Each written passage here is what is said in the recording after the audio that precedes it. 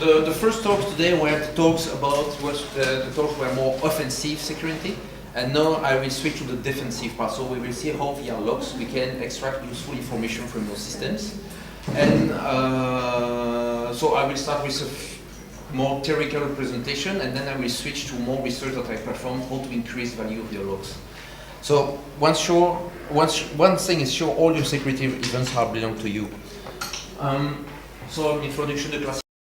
My name is Xavier. It's me on Twitter. I suppose some of you are already following me. I'm working as a security consultant for a Belgian company. I have several certifications. I'm also an active security blogger, so I try to give a lot of info. I speak about what's interesting for me, and I try to share as much as possible. And I'm also a volunteer from some security projects, mainly based in Belgium, Europe. So the well-known Euro Trash Security podcast. I maintain the website, so every time you visit, you download the MP3s. It's on my systems. And I'm also an active volunteer in Brussels, so the Belgium Security Conference, where I'm responsible of all the technical stuff, so the networks, the infrastructure during the conference, and all the websites and all the infrastructure.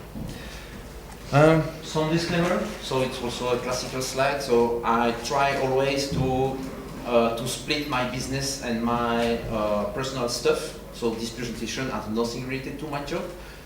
In my job, I'm also involved in a lot of log management SIEM projects, but let's split everything. I'm here for personal purposes.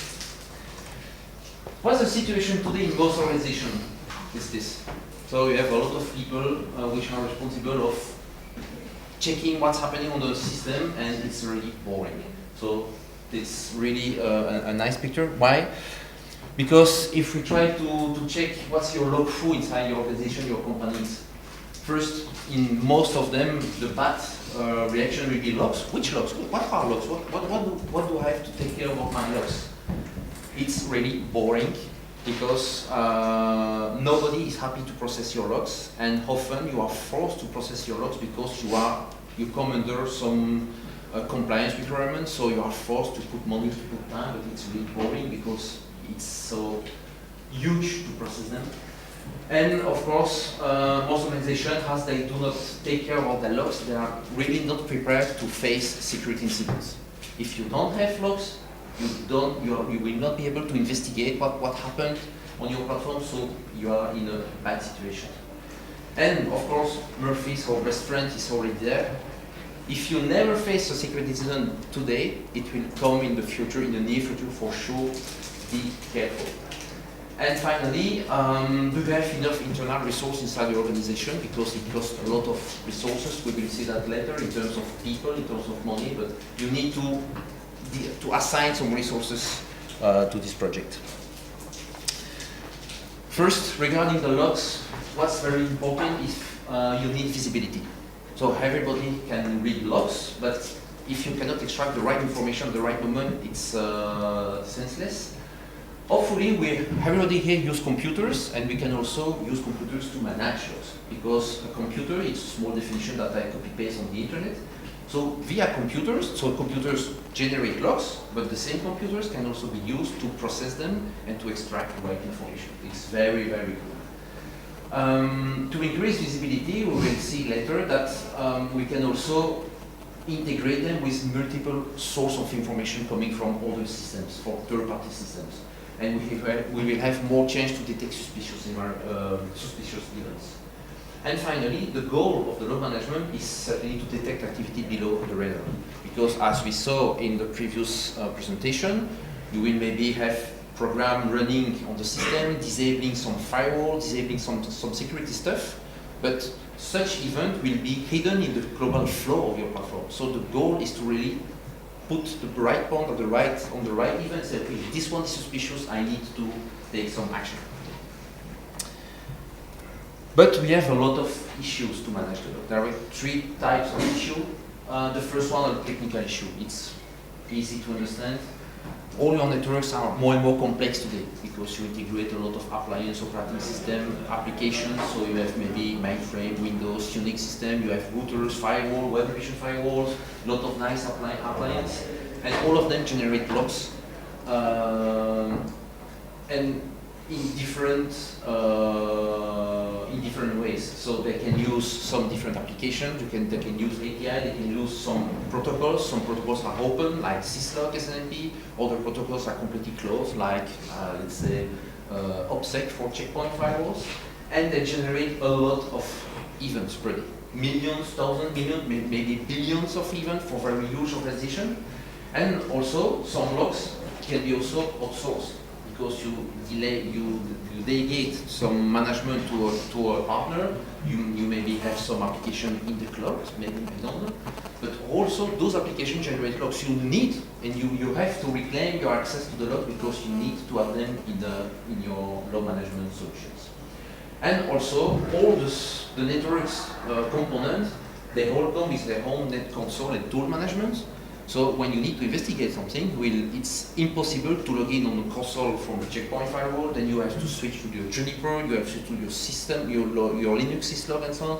So it's time consuming, and of course you increase the risk to not see the right event. Just to give you a practical example, the classic game for children, find the difference between these two logs. The first one is coming from macOS 10, so based on IP. A packet filter, so it's Mertens firewall. The second one is coming from an old fixed device. As you can see, they give a lot of information. You have timestamps, you have source IP addresses, ports, protocol, blah blah blah. But it's not displaying the right in the same format. So if you need to read this information, it's impossible. So the computer will be helpful, because we will decode all this information, and we will be able to extract the right information.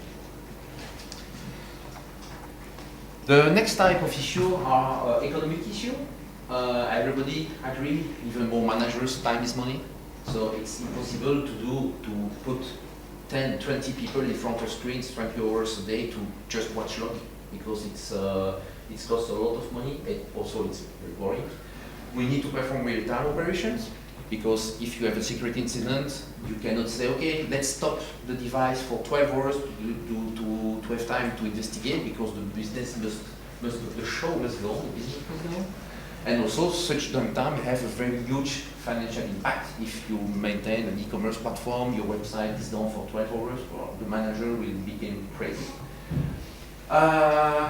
Okay, it's maybe better, no, but it's still a crisis. So all companies try to reduce the budget, staffing, and happy shareholders are always better for a company, because the goal of a company is to make business.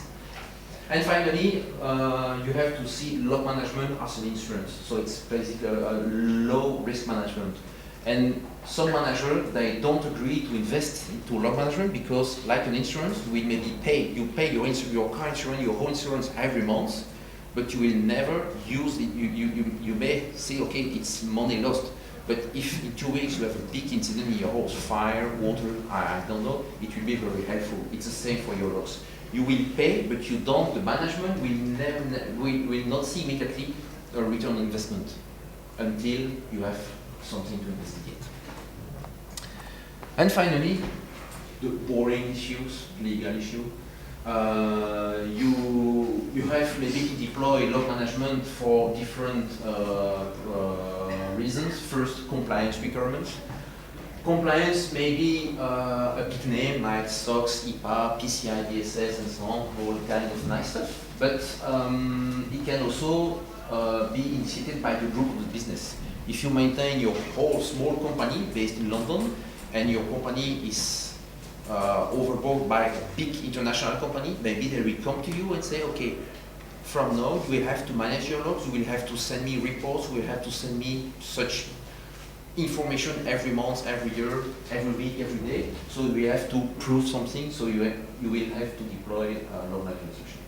Local laws, so every country has its own laws, you have to follow them. You are in Belgium, you follow the Belgian laws. You are in UK, you follow the UK laws.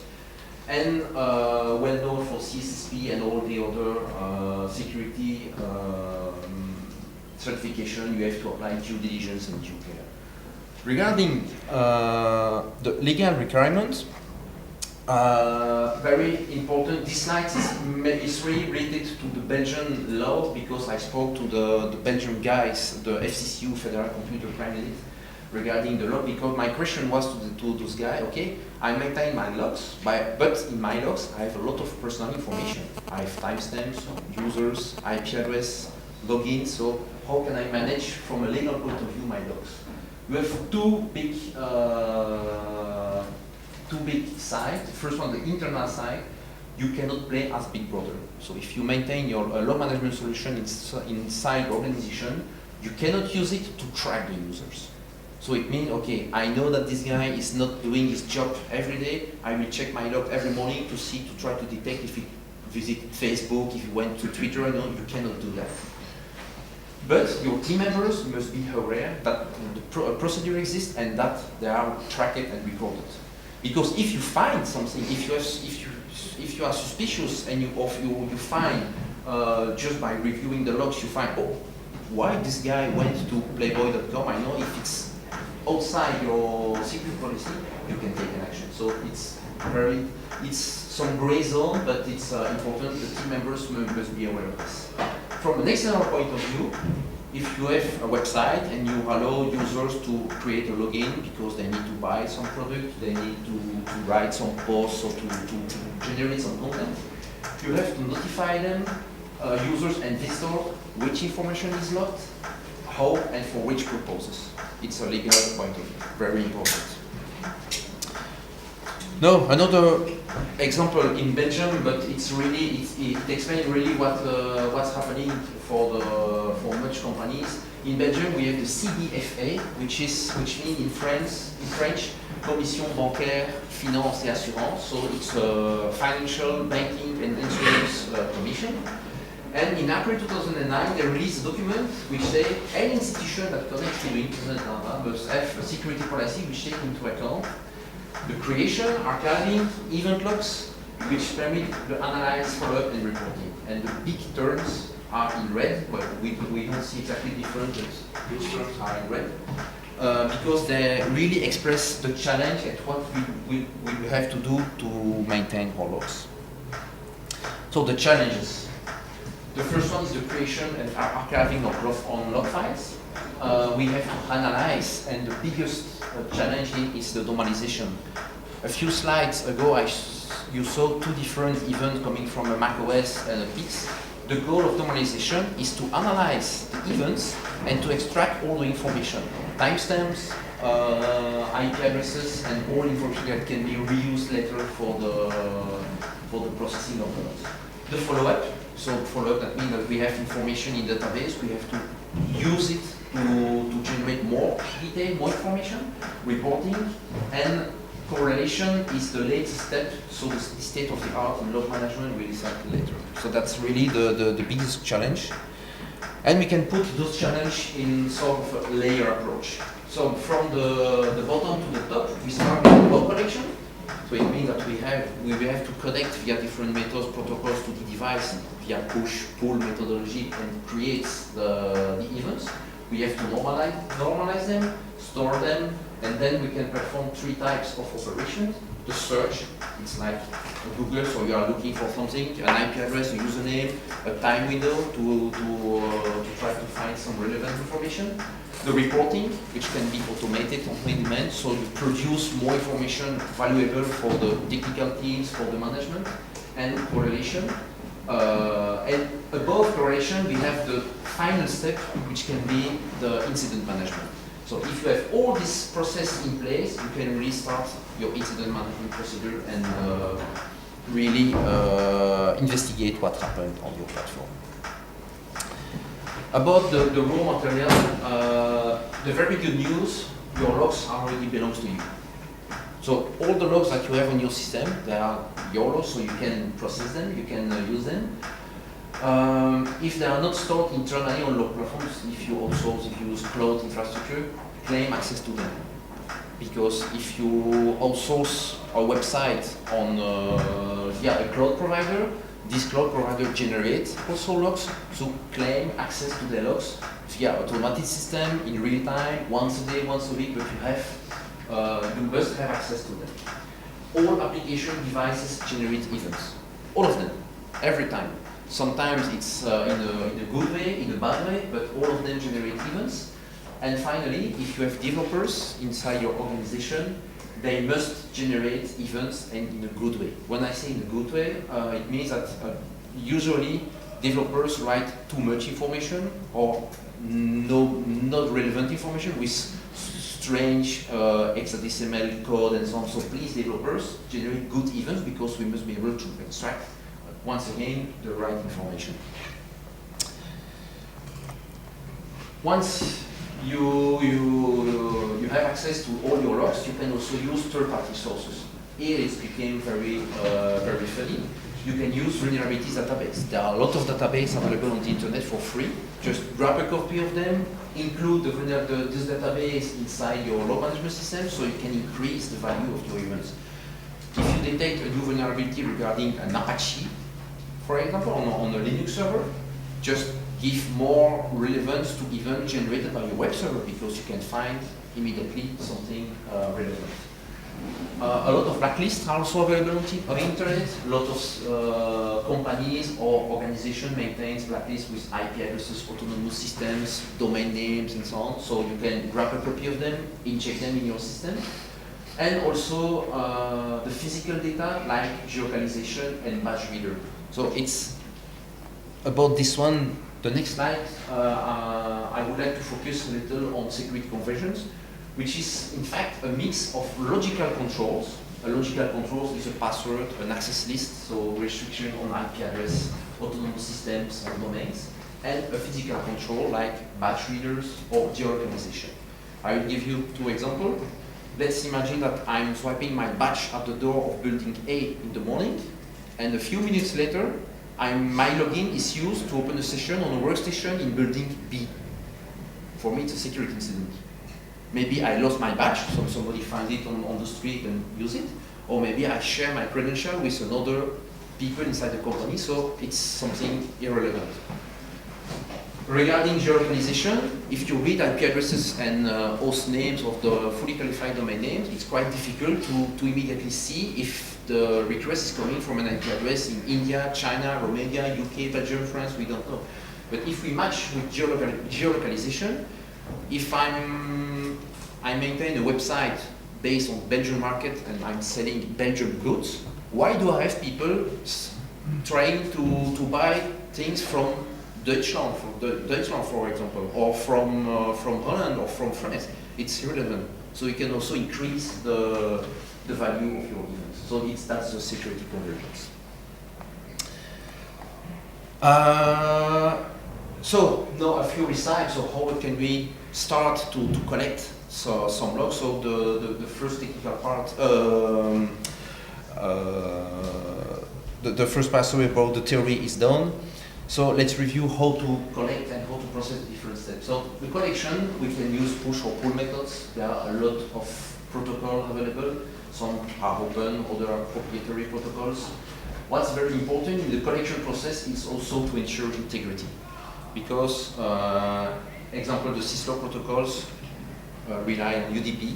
So when you have a Cisco switch sending a syslog message to a syslog concentrator, it just sends a UDP packet. It will never take care if the packet reaches the destination, if the destination correctly processes the packet. So we have to take care about integrity. Once a log has been generated, as soon as possible, we have to collect it and send it in a safe way, so using other protocols to the central system. Very, very important.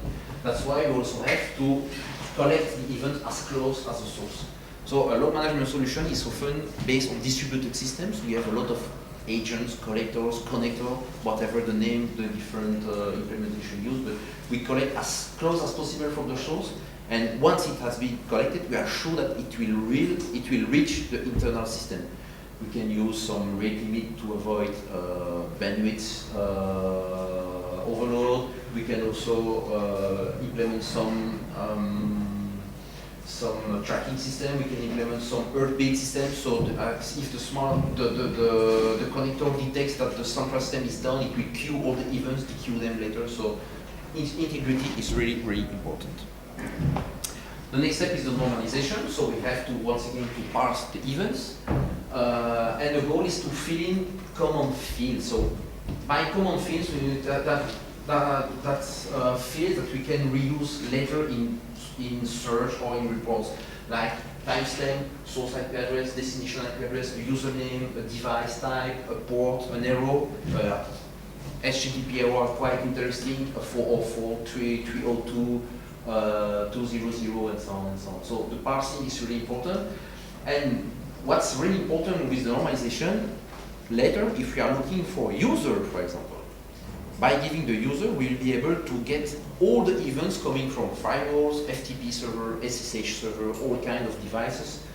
And you don't have to, the people performing the incident management don't have to have knowledge about the source devices. Whatever, it's a firewall, it's a switch, it's a server, they just grab events to perform their job. Really important. About the storage now, so we collect it, we normalize, we need to store somewhere in the platform, so we will create a big database with also big index, because for performance we need to index as much as possible the most important fields. We need an archiving system, because we can sorry. Oops. Airport off.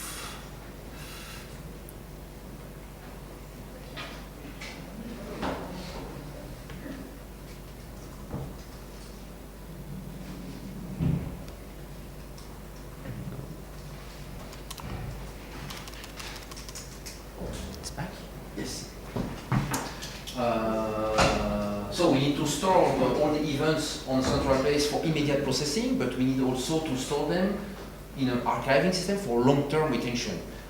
Here, long-term retention, what does it mean? If you fall into some compliance requirement like PCI, you have PCI something like 90 days, maybe. I'm not sure, I'm not an expert in PCI, but you have to take all your events for a specific amount of time, so archiving is important. And once again, integrity is really important. If a system admin has access to your archive file, it will be able to modify some event, so it's probably irrelevant. So you need to maintain integrity by performing hashes on using SSH1, MD5 on your archive or the system, but we need to ensure integrity. We have now the system, so we can perform the first action, a search action. A lot of people are still using command line tools, like the well-known grep, awk, sort, tail. So it remains today the most used tools, but there are a lot of other solutions available. Everybody knows Google, so you can deploy systems which act like Google. So you just search regular expression, you just look for specific information, and you receive everything you can find by clicking on terms. So it's really, really easy.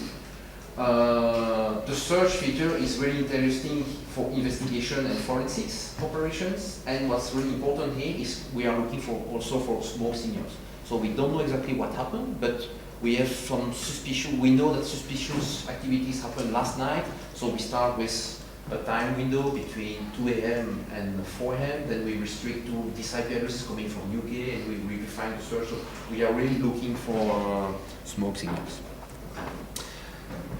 The next one, it's reporting, can be automated, on demand, very important, reliable only if the first step is correctly processed. So when you deploy the solution, reporting is the next step. First, you must be sure that all the events are correctly processed and are in your system. Otherwise, you will lose information and the result will be like in pen testing, the reports must address their audience.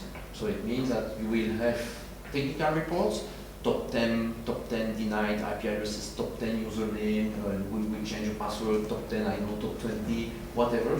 But you can also have business reports addressed to the managers. For example, okay, last week the downtime for the system was 99.99 and so on, so very, very business oriented. And finally, the correlation, a small definition also grabbed from the internet. So a correlation is the generation of new events based on the way other events occurred, based on their logic, time, and recurrence. Example, if you have an access denied, user administrator access denied on server A, it can happen always. Typo errors, I don't know, so it may happen. But if you have an access denied from administrator on server A, a few minutes later on server B, a few minutes later on server C, for me it's a security incident. Somebody is trying all the admin password on different servers, so it's a correlation rule. Again, like the reporting, correlation will be effective only if the other steps are working properly. And correlation is mainly used to, in incident management because based on correlation, instead of receiving a lot of alerts, you just receive some alerts which indicate you need to investigate those ones immediately. Now, let's deep into the different tools. I don't know if there are vendors of SIEM, so what we call SIEM solutions here, but dear vendors, please don't shoot me, but for me, it's not because you are a big player that you provide the best solutions in log management, for sure. It's like, for me, it's like the Formula One. It's a very nice car, but it's very touchy to drive it. Okay. Should we ask questions now or after? As you want. Question? I didn't have a question, but I just forgot. Okay.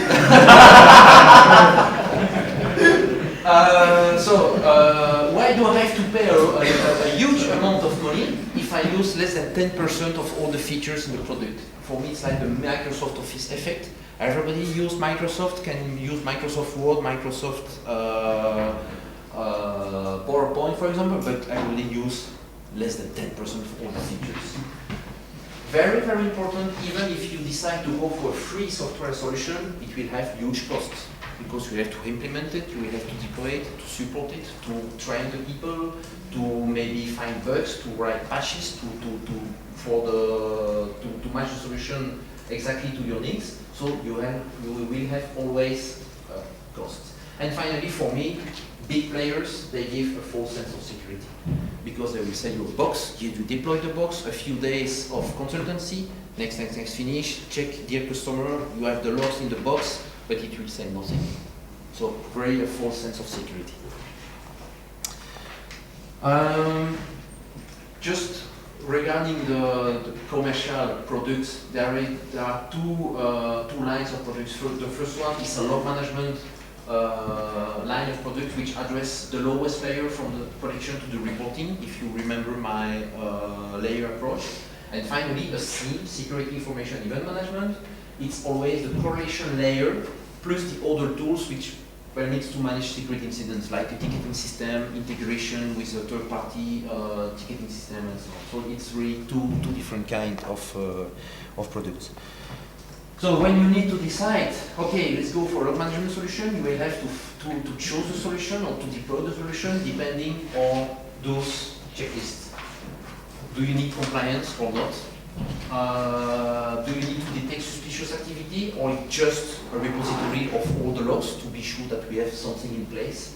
Do you have to perform web application monitoring? Do you have to perform correlation? What are your supported devices? Because if you go for a free solution, maybe you will have to write yourself some parcel because if you have a very exotic commercial device, it won't be supported out of the box. And finally, if you decide to buy your SIEM, it's a very, very specific project because it's a recurrent project. First, to deploy the SIEM, often customers don't have any idea of what happened on their system.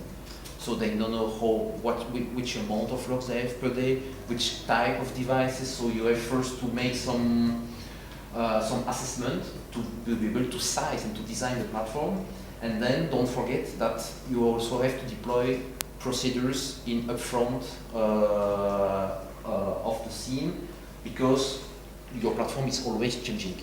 So if you do not adapt your log management solution when your infrastructure changes, because you have a new server coming, you have a new internet connectivity, you have a new MPLS network, you need to adapt your configurations to take care of all the logs.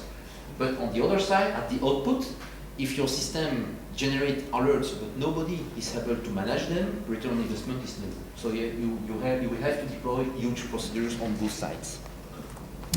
Now let's forget the commercial products and let's switch to the free tools because it's free. it's so funny.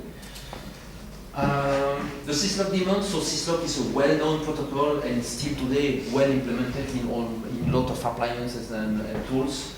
There are a lot of fork implementations, so everybody knows the syslog D running on all the classic Unix environment, but even, for example, Ubuntu switched to syslog D for a while. You have syslog NG, which are forks of the syslog, and they had some nice features like multiple sources, so you can drop even from the kernel, from TCP, from UDP flow. They support TLS, they support syslog over TCP, which can be interesting. And they also support plugins, so you can, for example, with syslog, you can immediately store your events into a MySQL database backend, so you have nice of plugins. And also, there are also several tools for the Windows environment, which can also export event windows, event viewer feed to a syslog feed, for example, Snare, which is a commercial product, but it has also a free implementation. Syslog, the biggest issue is it's a hell to parse, because you have normally, regarding the RSC, you must respect a specific number of fields, but a lot of manufacturers or developers, they just send free text into the syslog, so it's a hell to parse. It's really, really boring. A nice tool to start up is SEC, Simple Event Correlation. It's a big Perl script, so it performs correlation of logs based on Perl regular expressions. So to use it, you must be a Perl regular expression guru. Check this one, the pattern. I don't know if it's readable for everybody, but it's not a very complicated one, but you need to have some background in regular expression. And this tool is very interesting because it can produce new events, it can trigger scripts, and write to file if it detects something suspicious. So I just copy-paste this example from documentation. When we just have a single event, it's a regular expression event. If we match this pattern, if you have Cisco device, you know what means this command, sys5 reload, it means that the device reloaded. And you can have a description, so warning, it's reload requested for device, blah, blah, blah, and you can action via a pipe, you can mail everything to my email address. So it's quite simple, like the name says, but it's not very easy to implement because you need to play a lot with regular expressions. But it's better than nothing. The next one, my favorite, I really like this project, OSSEC. OSSEC is a host-based IDS. It has a long story, so the name was different. It's now a project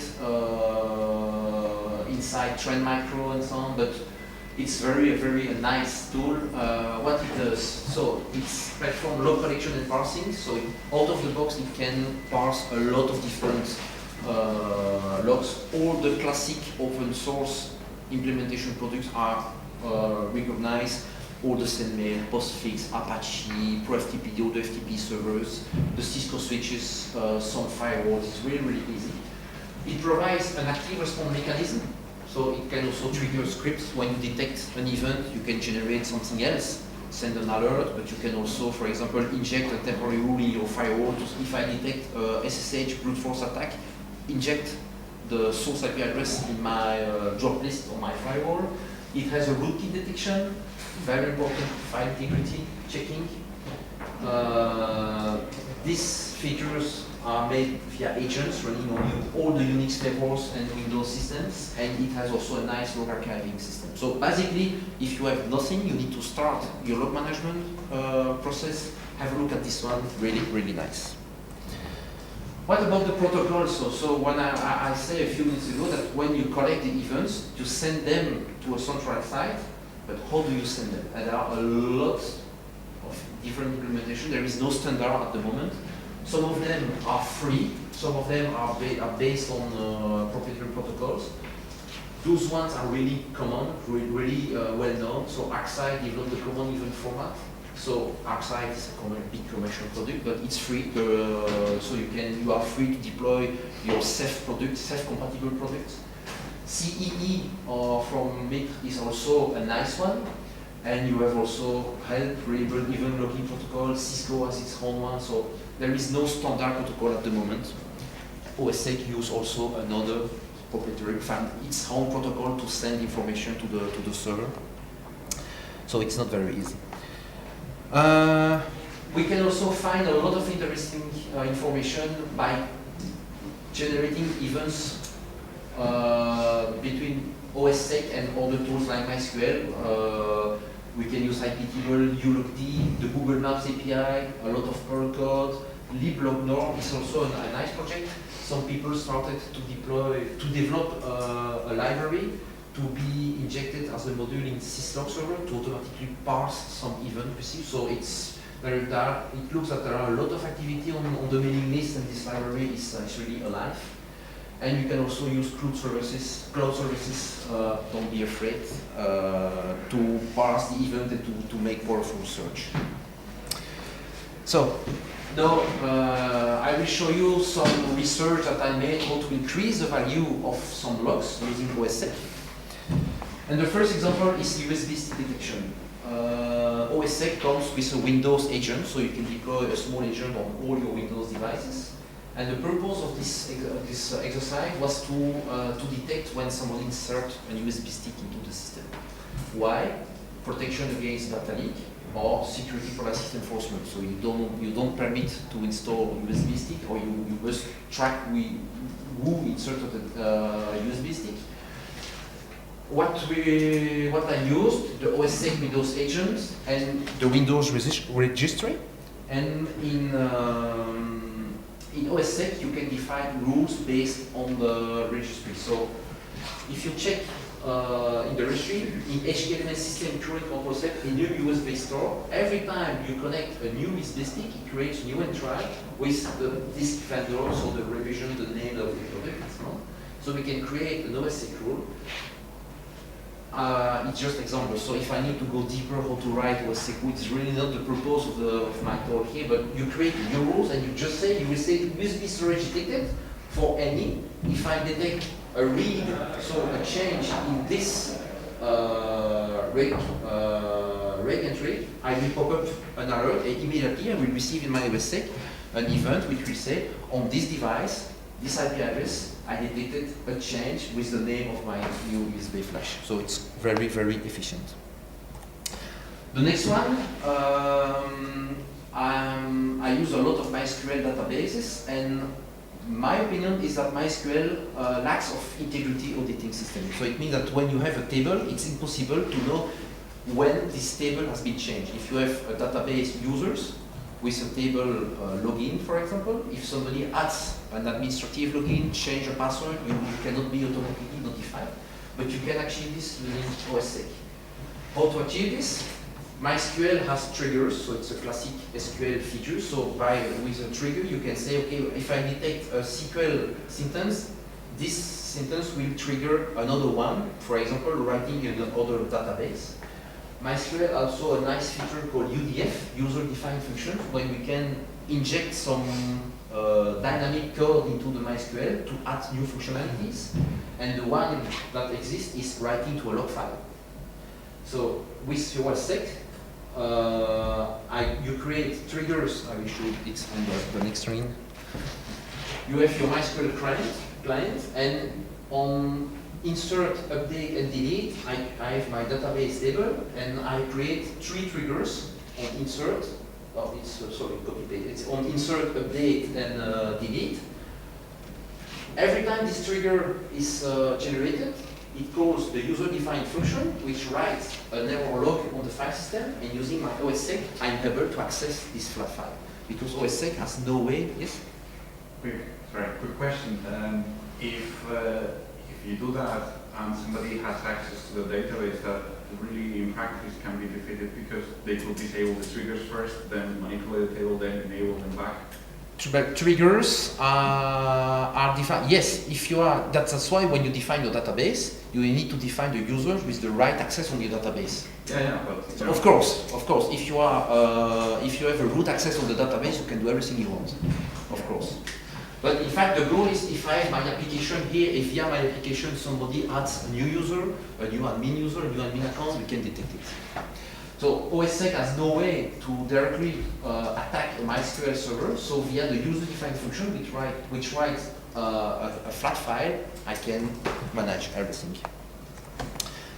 Temporary tables. Temporary tables are very, very useful in SIEM environment. The purpose is to detect suspicious, for example, users and IP addresses.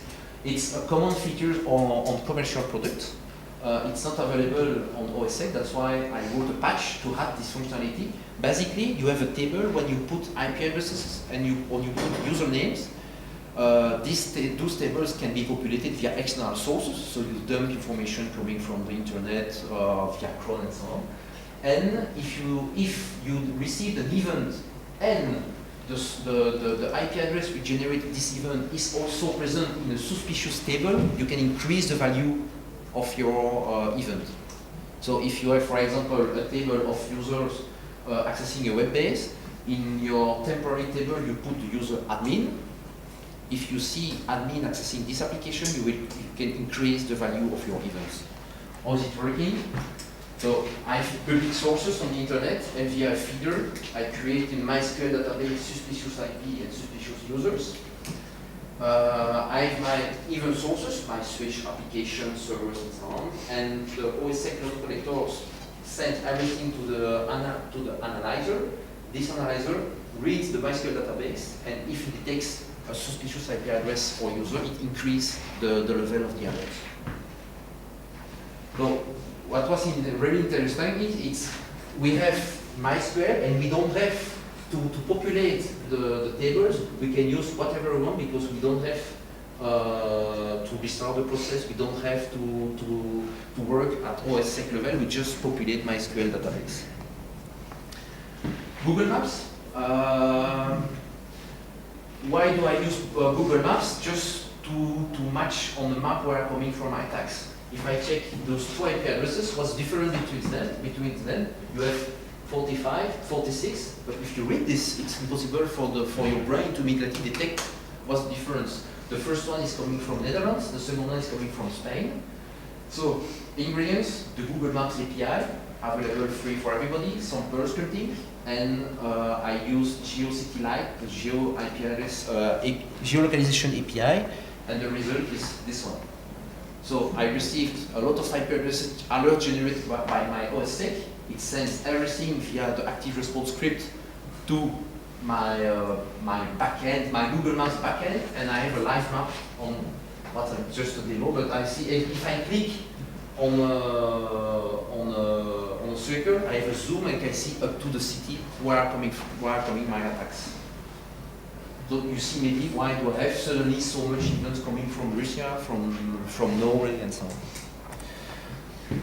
OSSEC dashboard, because one picture doesn't work, so you have a lot of attacks, a lot of information coming in logs, but it's also impossible to process them manually.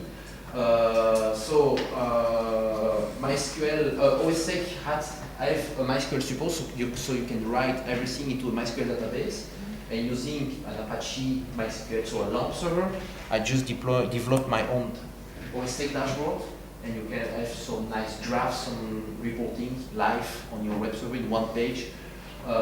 So I have a trend level, so based on the right you can select which interval of time you need, and based on this interval you have the trend compared to the previous interval.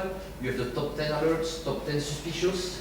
So top 10 suspicious is the alerts which occur almost only one time during the last interval to be sure that we can detect activity below the radar. Top 10 agents, so what are my machine which generate the most number of events. Some timelines, top 10 locations, also we are geolocalization, and top 10 attackers with the IP address. I click on the IP address, I have a with access to the database so I can see a lot of nice information. About the visibility, you can OSSEC is very nice to grab an event to generate alerts, but OSSEC writes by default alerts into a flat file or send you an email. It's not very convenient, so you can use, why not the cloud? I'm using Logleaf. You can use Splunk, Segvis, but here is an example of Logleaf. So Logleaf is a cloud, is an LASS, so it's logging as a services. So you can send all your alerts into the cloud. And Logleaf will create you a nice graph, and you can also really search your alerts using a nice query engine. Splunk is nice, but it's just between commercial and free produce. I don't like exactly. Loglis is very, very interesting.